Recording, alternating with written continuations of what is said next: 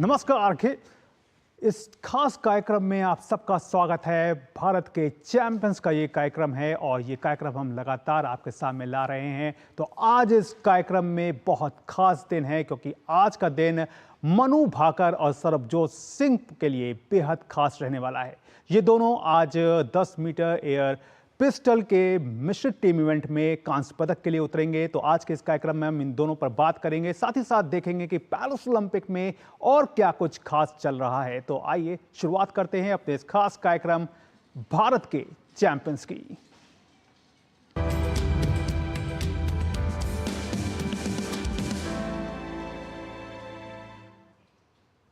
तो इस कार्यक्रम की शुरुआत करें तो आइए सबसे पहले शुरुआत करेंगे कि आज जो दिन में भारतीय खिलाड़ी हैं कहां कहां उतरेंगे, इस बात को जानते हैं। तो पेरिस ओलंपिक में आज भारतीय खिलाड़ी निशानेबाजी, बैडमिंटन, हॉकी और तीरंदाजी की स्पर्धाओं में भाग लेंगे। निशानेबाजी में पुरुषों के ट्रैप इवेंट का दूसरा क्वालिफिकेशन दोपहर 12:30 पर आयोजित होगा। वहीं हॉकी में भारतीय टीम अपना तीसरा ग्रुप मुकाबला खेलने उतरेगी। हॉकी टीम का सामना शाम 4:45 पर आयरलैंड से होगा।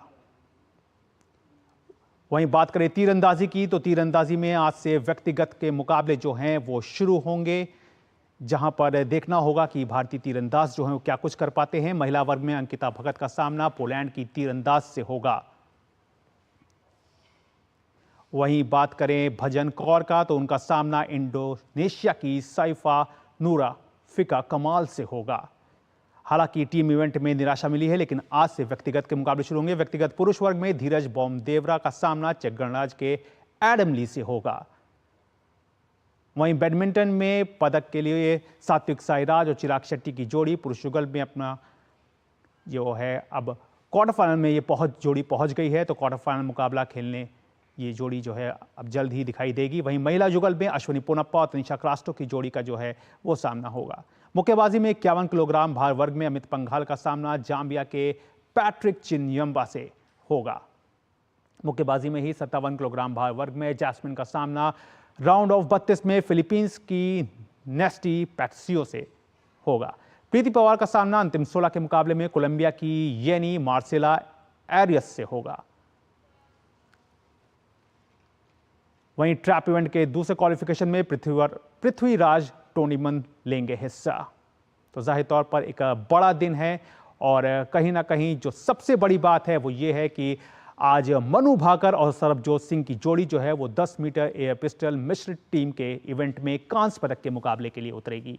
वहीं रोइंग में बात करें तो भारत के बलराज पवार पुरुष एकल स्कल्स के क्वार्टर फाइनल में हिस्सा लेंगे। तो भारतीय दल के लिए आज का दिन काफी कहना चाहिए अहम रहने वाला है। भारतीय हॉकी टीम के लिए भी काफ़ी अहम रहने वाला है। भारतीय हॉकी टीम जो है वो अपना तीसरा मैच आज आयरलैंड के खिलाफ खेलेगी और देखना होगा कि ये भारतीय दल जो है वो किस तरह से अपने परफॉर्मेंस को आगे ले जाता है। तीरंदाजी में आज से व्यक्तिगत के जो है वो मुकाबले शुरू हो जाएंगे। मेंस और वुमेन्स की जो टीम थी वो कोई खास प्रदर्शन नहीं कर पाई और दोनों ही टीमों को क्वार्टर फाइनल से बाहर का रास्ता देखना पड़ा। तो जाहिर तौर पर एक बड़ा दिन है। तो बड़े दिन की हम जिस तरह से बात कर रहे हैं, तो पेरिस ओलंपिक में भारत आज निशानेबाजी में कांस्य पदक जीतने के इरादे के साथ उतरेगा। मनु भाकर और सरबजोत सिंह की जोड़ी 10 मीटर एयर पिस्टल के मिश्रित वर्ग में कांस्य पदक का मुकाबला खेलने उतरेगी। अगर भारत इस स्पर्धा में कांस्य पदक जीतने में सफल रहता है तो मनु एक ही ओलंपिक में 2 पदक जीतने वाली आज़ाद भारत की पहली भारतीय खिलाड़ी बन जाएंगी। इससे पहले उन्होंने 10 मीटर एयर पिस्टल के व्यक्तिगत वर्ग में कांस्य पदक जीता था।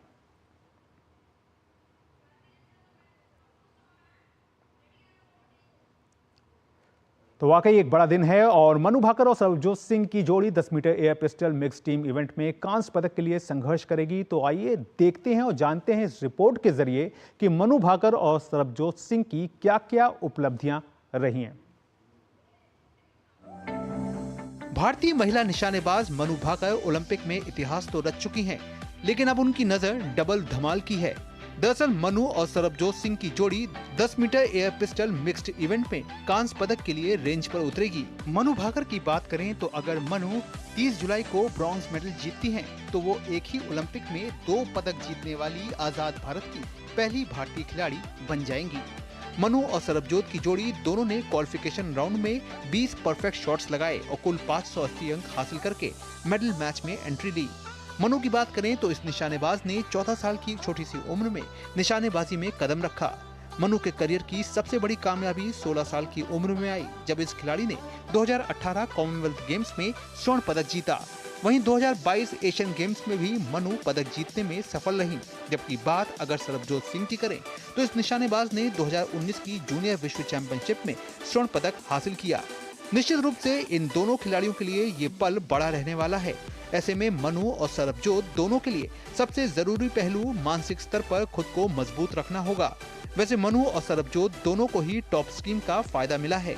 ऐसे में जमीनी स्तर पर इन दोनों खिलाड़ियों की मजबूती पेरिस ओलंपिक में एक और पदक की नींव को मजबूती देती नजर आ सकती है। Sports desk, DD news.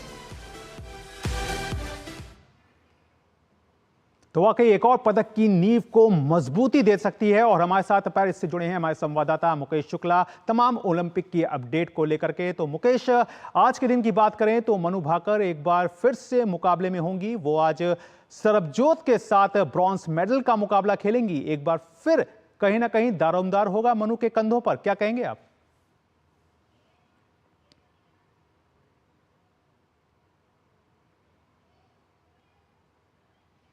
बिल्कुल, आपने सही कहा। आज बड़ा दिन होगा भारत के लिए। मनु भाकर एक बार फिर से मुकाबले में होंगी सरबजोत सिंह के साथ और वो यहाँ पर ब्रॉन्ज मेडल के लिए मुकाबले में उतरेंगे। और अगर वो यहाँ पर जीत लेती है तो बड़ा दिन होगा एक बार फिर से मनु भाकर के लिहाज से देखा जाए। बतौर निशानेबाज वो दूसरा मेडल एक एडिशन में जीतेंगी तो बहुत जिम्मेदारी होगी मनु भाकर के कंधों पर। और जिस तरह से वो खेली पिछले मुकाबले में कोरियन को उन्होंने टक्कर दी। नंबर 1 और 2 पे तो कोरियन रहे, लेकिन तीसरे पायदान पर वो अपनी प्लेस को स्कोर करने में कामयाब रही। पॉइंट 1 से देखिए आप वो सिल्वर हार गई, नहीं तो वो लगभग उन्होंने सेंध लगाई दी थी कोरियन खेमे में। बहुत ही जिम्मेदारी होगी मनु भाकर पर और देश चाहेगा कि एक और मेडल मिले। साथ ही साथ बलराज जो हमारे रोइंग में उतरेंगे वो वहां पर अपना क्वार्टर फाइनल मुकाबला खेलेंगे। अगर क्वार्टर फाइनल मुकाबले की बाधा को वो पार करते हैं तो आगे उनको सेमीफाइनल में जाने का मौका मिलेगा। तो रोइंग से भी हमें एक मेडल मिल सकता है, लेकिन बड़ा इंपॉर्टेंट होगा क्वार्टर फाइनल में वो किस तरह से खेलते हैं। और लाइन ऑफ एक्शन में अगर हम देखें नीचे आकर के पूरे दिन में अगर होगा तो शाम के वक्त में बॉक्सिंग अरेना से कुछ मुकाबले देखने को मिलेंगे, जहां अमित पंघाल जो है वो मेंस कैटेगरी में उतरेंगे, वहीं जैस्मीन जो है वो वुमेन कैटेगरी में उतरेंगी, अपने पंच का दम दिखाएंगी। इन दोनों ही मुक्केबाजों से बहुत उम्मीद है। और अमित पंघाल तो काफी एक्सपीरियंस मुक्केबाज भी हैं, उनके पास कॉमनवेल्थ का गोल्ड मेडल भी है और वो अच्छे चैंपियन माने जाते हैं। उन पर काफी दारोमदार होगा। और उसके बाद हम देखेंगे कि आर्चरी में भी हमें अच्छे मुकाबले देखने को मिलेंगे, जहां प्रवीण जाधव मुकाबले में होंगे, इधर भजन कौर होंगी और साथ ही साथ अन्य जो रिकर्व टीम के जो निशानेबाज हैं वो मुकाबले में होंगे, अपना कॉम्पिटिशन दिखाएंगे। चिराग सेठी और सात्विक साईराज की जोड़ी है वो क्वार्टर फाइनल मुकाबले में उतरेगी। बहुत ही प्रोमिनेंट प्लेयर है दोनों से और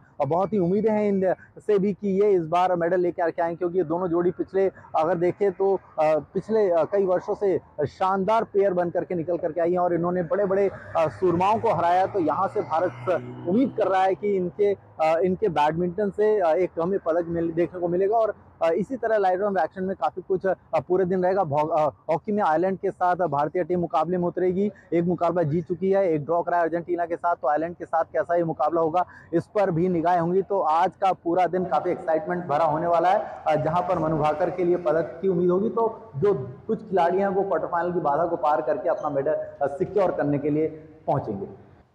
जी, जाहिर तौर पर मुकेश आपने तमाम जानकारी दी और तमाम पहलुओं को बताया कि किस तरह से भारतीय खिलाड़ी जो हैं वो आज विभिन्न प्रतियोगिताओं में उतरेंगे और कहीं ना कहीं जो मेडल की जो उम्मीदें हैं उसको और ज़्यादा बढ़ाने की कोशिश करते हुए नजर आएंगे। बहरहाल इस खास कार्यक्रम में हमारे साथ आज जुड़ रहे हैं पैरा निशानेबाज सिंहराज अधाना, जो कि इस वक्त हमारे साथ जुड़ चुके हैं और सीधे उन्हीं का रुख करते हैं। और सर, सबसे पहला सवाल आपसे यही जानना चाहेंगे कि आज एक बड़ा दिन है। मनु भाकर ने पहले भी इतिहास रचा था, जब हमने देखा था कि 10 मीटर एयर पिस्टल के व्यक्तिगत उस वर्ग में उन्होंने कांस्य पदक जीता और अब मिश्रित टीम इवेंट का जो है वो सामने है। तो कैसे देखते हैं इन दोनों की जोड़ी को, क्योंकि मनु भाकर और सरबजोत सिंह की जोड़ी को, और किस तरह से आप इस पल को जो है वो बयां करेंगे, क्योंकि बहुत ज्यादा एक प्रेशर भी कहीं ना कहीं होगा।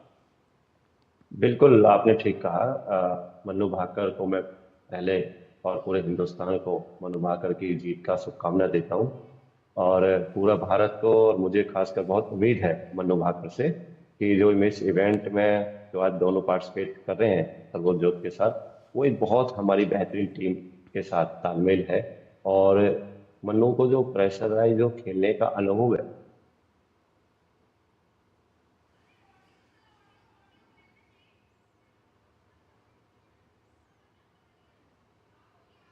जी वो इस जोर प्रेशर का असर उन पर नहीं होगा।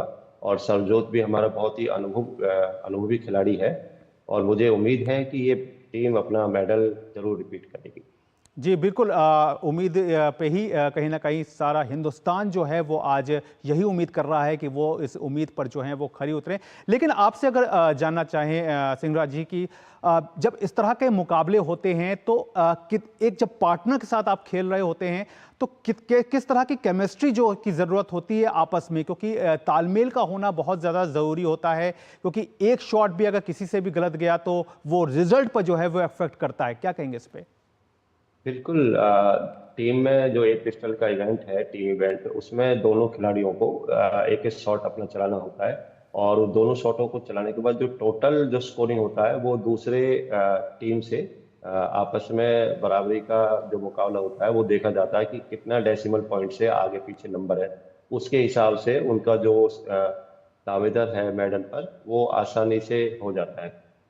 सबसे बड़ी बात, मन्नू का जो सर्वजोत का जो अनुभव है टीम में खेलने का वो बहुत अच्छा है। अटल खनी से शूटिंग रेंज में मैं खुद जब अभ्यास करता था तो मैंने सैकड़ों बार इनको देखा है, इनके तालमेल को इनके कोच के साथ, तो इनका बहुत अच्छा अनुभव है और उसको ये आसानी से दोनों टीम मिला के आसानी से पार कर सकते हैं। और मन्नू के पास तो पिछला ओलंपिक का भी बहुत अच्छा अनुभव है। जब टोक्यो 2020 में सौरभ चौधरी के साथ इन्होंने टीम इवेंट में हिस्सा लिया था तो उसके खट्टे मीठे पल भी मन्नू के साथ है और मन्नू ने उस अनुभव से बहुत अच्छा सीखा है।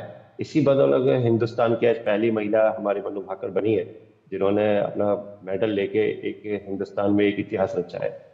बिल्कुल, सिंहराज जी आपसे ये भी जानना चाहेंगे, जिस तरह से हमने देखा कि अब जो कांस्य पदक के लिए जो मुकाबला होगा उसमें कोरियाई जोड़ी जो है वो सामने होगी, तो क्या कुछ एक प्रेशर भी रहता है, मेंटली प्रेशर रहता है, क्योंकि ये वो इस कोरियाई जोड़ी में एक खिलाड़ी वही है जो कि 10 मीटर एयर पिस्टल की गोल्ड मेडलिस्ट हैं, तो क्या कुछ दिमाग में उस वक्त ये सब भी चलता रहता है? बिल्कुल, ये चलना स्वाभाविक है और ये एक हिस्सा है गेम का कि आप दिमाग को निकाल के उसको थॉट को अलग नहीं कर सकते हैं, लेकिन लगातार अभ्यास करने से हम उन थॉटों पे विचार कर अपना काबू करना सीख जाता है खिलाड़ी। और कोरियन टीम वर्ल्ड की बेस्ट टीम है और चाइना के बाद कोरियन टीम ही है जो हिंदुस्तान से शूटिंग में दो हाथ करने में कामयाब होती है। हमने कई इवेंटों में कोरियन और चाइनीज को बहुत नजदीकी से हार और जीत का अंतर होता है। जी जी। पिछले राइफल में भी हमारा 4th तक रैंक हमारी राइफल में गई है, लेकिन कोरियन जो टीम है वो बहुत अच्छी है और उनको भी बहुत अच्छा अनुभव है दबाव में खेलने का, लेकिन हमारी टीम भी किसी से कम नहीं है। जी बिल्कुल, किसी से कम नहीं है और यही जो वो एक कहना चाहिए, जो मेंटालिटी होनी चाहिए, जो एक नतीजे का जो एक रिजल्ट निकल करके आना चाहिए वो इसी बीच पर निकल के आना चाहिए कि जो ब्रॉन्ज मेडल है वो किसी तरह से अपने बनाया जाए। बहरहाल आपने अपना कीमती समय दिया सिंहराज जी और हमारे साथ जुड़े, इसके लिए आपका बहुत बहुत शुक्रिया। तो भारतीय निशानेबाज मनु भाकर की कामयाबी उनके कड़े परिश्रम का तो नतीजा है ही, साथ ही साथ परिवार के भी कड़े संघर्ष का नतीजा है। परिवार के मुताबिक मनु के लिए पदक की राह कभी भी आसान नहीं रही, लेकिन परिवार का साथ उनके साथ हमेशा बना रहा। इस खबर पर हम लौटेंगे और ब्रेक के बाद आपको दिखाएंगे, लेकिन उससे पहले ले लेते हैं एक छोटा सा ब्रेक। आपके घर के खाने में रेस्टोरेंट जैसा स्वाद ले आए MDH का शाही पनीर मसाला। पनीर को क्या मस्त बना डाला।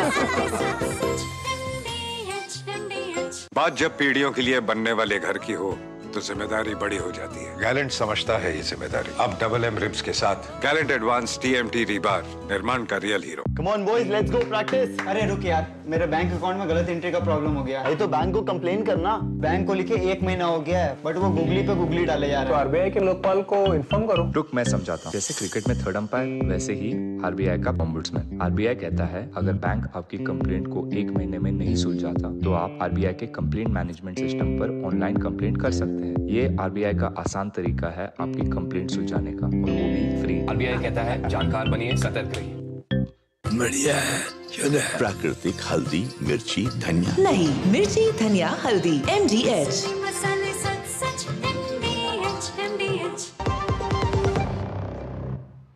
तो ब्रेक के बाद एक बार फिर से आपका स्वागत है। और मनु के घर में किस तरह का माहौल है और क्या कुछ पहले मेडल आने के बाद किस तरह से घर वाले जो हैं वो उनकी खुशियां मना रहे हैं, देखिए इस रिपोर्ट के जरिए।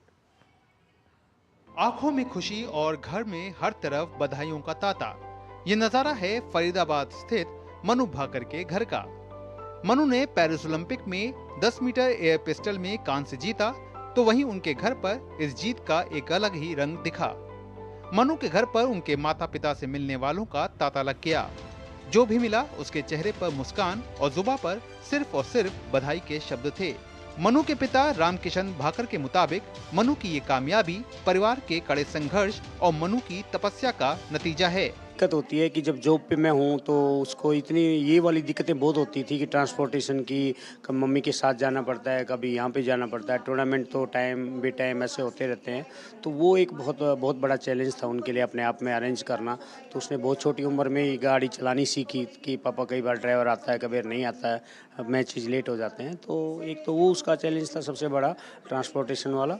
दूसरा ये होता है कि जब पापा साथ में नहीं होते हैं तो बच्चा थोड़ा सा डिमोटिवेट हो जाता है, छोटा होता है तभी, कि भाई सबके पापा साथ में और मेरे पापा नहीं है। और नेवी में ऑफिसर रहते हुए मैंने एक चीज़ देखा कि ज़्यादा टाइम फैमिली को नहीं दे पाते हैं। सबसे बड़ी बात तो यह है कि जब अपने बिल्कुल इतने पास से कोई ओलंपिक में जाके और मेडल जीतता है और हाथ में तिरंगा उठाता है तो लगता है कि जैसे हम सब ने हाथ में तिरंगा पकड़ा हुआ है। ऐसा लग रहा था कि मनु ने तो मेडल जीता ही है, हम सब लोगों ने मेडल जीता हुआ है, मेडल हमारा है।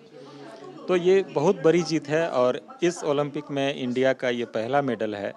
तो ये सब के लिए इंस्पिरेशन है, चाहे जितने भी अभी इंस्पिरेशन जिनको मिली है, जो एस्पायर कर रहे हैं कि आगे ओलंपिक में जाएंगे, और जो हमारी कंटिजेंट वहाँ पे प्रेजेंट है, उन सब के लिए ये इंस्पिरेशन है। वैसे मनु भाकर ने बेहद छोटी सी उम्र में सफलता के नए आयामों को हासिल किया।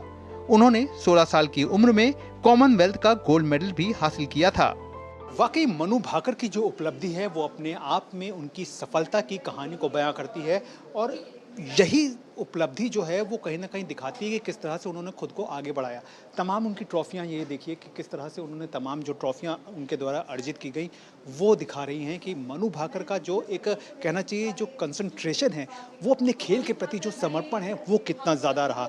इसके अलावा अगर आप बात करें तो ये जो नीचे जो उनकी ट्रॉफी है, जिस तरह से उनको अर्जुन अवार्ड जो दिया गया, तमाम जो अवार्ड हैं उसकी ट्रॉफियां यहाँ पर मौजूद है। निश्चित रूप से मनु की कामयाबी आने वाले समय में न केवल खेल में महिलाओं की भागीदारी को और बढ़ाएगी, बल्कि कई युवा मनु के हौसले पर आगे बढ़कर खुद के करियर को एक नई दिशा भी देंगे। तो मनु की ये कामयाबी बड़ी है और इस कामयाबी के साथ ही उन्होंने अपने बढ़ते हुए ग्राफ को एक नई ऊंचाई भी दे दी है, साथ ही साथ देश का मान भी बढ़ाया है। लेकिन अब जरूरत इसी ग्राफ के स्तर को और ऊपर तक ले जाने की है और कहीं ना कहीं कोशिश मेडल के रंग को बदलने की भी रहेगी।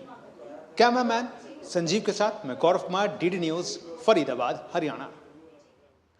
तो पेरिस ओलंपिक में भारतीय दल का डंका बज रहा है। टेबल टेनिस के महिला सिंगल्स में मनिका बत्रा ने कमाल किया है। उन्होंने प्री क्वार्टर फाइनल में जगह बना ली है। मनिका ने अंतिम 32 राउंड में फ्रांस की प्रीतिका पावर को सीधे सेटों में हराकर अंतिम 16 में जगह बनाई। प्रीतिका की रैंकिंग मनिका से ऊपर थी। विश्व रैंकिंग में कृतिका 12वें तो मनिका 18वें नंबर पे थी, लेकिन भारतीय खिलाड़ी ने शुरू से ही मैच पर अपना दबदबा बनाकर रखा। मनिका ने ये मुकाबला 11-9, 11-6, 11-9, 11-7 से अपने नाम किया। अपनी इस जीत के बाद मनिका ओलंपिक में राउंड ऑफ 16 के दौर में पहुंचने वाली भारत की पहली महिला टेबल टेनिस खिलाड़ी बन गई हैं। मनिका के शानदार प्रदर्शन से पदक की उम्मीदें जो हैं वो भी काफी बढ़ गई हैं। वहीं 25 मीटर पिस्टल इवेंट में पेरिस ओलंपिक के लिए क्वालिफाई करने वाली भारतीय निशानेबाज ईशा सिंह के पिता सचिन सिंह के मुताबिक पहली बार ओलंपिक खेल रही उनकी बेटी पर दबाव किसी तरह का नहीं है और वो एक बेहतर नतीजा देने के लिए तैयार रहेंगी। ईशा सिंह के पिता सचिन से खास बात की हमारे संवाददाता नारायण सिंह ने। पेरिस ओलंपिक्स खेलों में भारत का खाता खुल चुका है, शूटिंग में मेडल आ चुका है और काफ़ी यंग और प्रॉमिसिंग शूटर और भी हैं जो कि मेडल के दावेदार और मेडल ला सकते हैं। इस वक्त एक टैलेंटेड शूटर ऐशा सिंह, उनके फादर हमारे साथ हैं। Sir, a very warm welcome. जिस तरह से शूटिंग में हमारे शूटर लगातार बेहतरीन प्रदर्शन कर रहे हैं और मेडल भी आ चुका है और 3 तारीख को ऐशा का भी मैच है, तो किस तरह से पूरे स्क्वाड को देखते हैं आप? मेडल तो आ चुका है और किस तरह की और आशाएँ हैं आप लोगों को? मेडल आ चुका है, पॉजिटिव वाइब है। फेडरेशन ने काफ़ी अच्छा काम किया है, प्लानिंग अच्छी की है। पूरे एथलीट्स जैसा लक्समबर्ग में प्रैक्टिस करके आए हैं, that paid off. So positive vibe तो है पूरे एथलीट के विलेज में। So hopefully we are praying for the best. जो भी अभी तक डिलीवर करे हैं, I think they have done the best. They are in the top 15, I think, all of them. Most of them are in the top 15. It's a very good achievement. So I think it's going to be big for next coming 3-4 days. तो और काफ़ी उम्मीदें हैं भारतीय दल से आने वाले कुछ दिनों में, क्योंकि शूटिंग बहुत ही टैलेंटेड और यंग स्क्वाड है। सर, ऐशा की बात करें तो बहुत टैलेंटेड शूटर हैं। 13 साल की उम्र में ही उन्होंने नेशनल चैम्पियनशिप जीती थी, एक वो भी रिकॉर्ड के साथ। तो किस तरह की एक उनके रूटीन के बारे में बताइए, किस तरह की ट्रेनिंग रहती है ऐशा की? ईशा बहुत बेसिकली गोल ओरिएंटेड है। ट्रेनिंग शेड्यूल मैप खुद ही तैयार करती है और काफ़ी रिलैक्सेशन मोड में रहती है। तो गोल ओरिएंटेड गेम खेलती है वो बेसिकली। तो वो फेज वाइज मैनर में खेली है बेसिकली। आप देखते हो उसकी जर्नी, नेशनल चैम्पियन, पहले स्टेट, फिर जोनल, फिर बाद में नेशनल चैम्पियन बनी है। उसके बाद में जूनियर वर्ल्ड कप, उसके बाद में वर्ल्ड चैम्पियनशिप 25। तो ये फेज मैनर में खेलती है और ब्रेक जर्नी इज बेटर। और शूटिंग जो है बहुत लॉन्ग गेम है, it's not a short game. आपको मिनिमम 2 से 3 साल या 3 से 4 साल भी लगता है शूटर को मैच्योरिटी आने के लिए। कई एथलीट्स अभी देखें सेकेंड टाइम आए हैं ओलंपिक्स में और कई एथलीट्स के रिजल्ट्स भी अच्छे आए हैं। सो इतने बड़े प्लेटफॉर्म में जब एक नया शूटर डेब्यू करता है, ये पूरा उस दिन का उसका स्टेट ऑफ माइंड बहुत इम्पॉर्टेंट रोल प्ले करता है, जिसमें उनके कोचेस हो या साथ में जुड़े हुए पर्सनल कोचेस हो या उनके साथ में जुड़े हुए पेरेंट्स हो या फिजियोस हो या फिर उनके मेंटल ट्रेनर्स हो। ये पूरा एक कॉम्बिनेशन पैकेज आता है। ये पैकेज बहुत इंपॉर्टेंट है कि अपन सही तरीके से पैकेज को चूज़ करना, क्योंकि जब आप देखते हो पूरे कंट्रीज एक साथ में जुड़े हुए हैं, थोड़ा सा माहौल अलग सा क्रिएट होता है, वो माइंड में है। मगर देखते हैं तो पूरे वर्ल्ड चैम्पियनशिप में लगभग वही प्लेयर हैं, 1-2 प्लेयर इधर उधर चेंज होते हैं। वर्ल्ड चैम्पियनशिप से यही प्लेयर आते हैं। तो माइंडसेट बहुत इंपॉर्टेंट है कि उस दिन आपकी डिलीवरी, उस दिन मूवमेंट में क्या डिलीवर कर रहे हो और आपकी प्रैक्टिस किस तरह से प्रोग्राम करी गई है, उसको कैसा एग्जीक्यूट करना है। तो जो स्टेट ऑफ माइंड है वो बहुत ही इंपॉर्टेंट रहता है खिलाड़ियों के लिए। उस दिन उनका क्या स्टेट ऑफ माइंड है? तो शूटिंग एक प्रिसिशन गेम है और कोशिश करते हैं कि जिस तरह से प्रदर्शन रहा शूटर्स का, ऐशा भी भारत के लिए एक मेडल लाएगी। और जो यंग शूटर जो कंटिंजेंट है, जो जेन नेक्स्ट ऑफ शूटर है, भारत का जो नाम है इन गेमों में रोशन करेंगे। Camera person Senthil, Narayan Singh, DD news, Paris. तो जाहिर तौर पर ईशा सिंह से उम्मीदें रहेंगी और उम्मीदें बाकी भारतीय दल से भी रहेंगी। तो लेकिन आज के इस खास कार्यक्रम में फिलहाल इतना ही। हमारी पूरी स्पोर्ट्स टीम को दीजिए इजाजत। नमस्कार।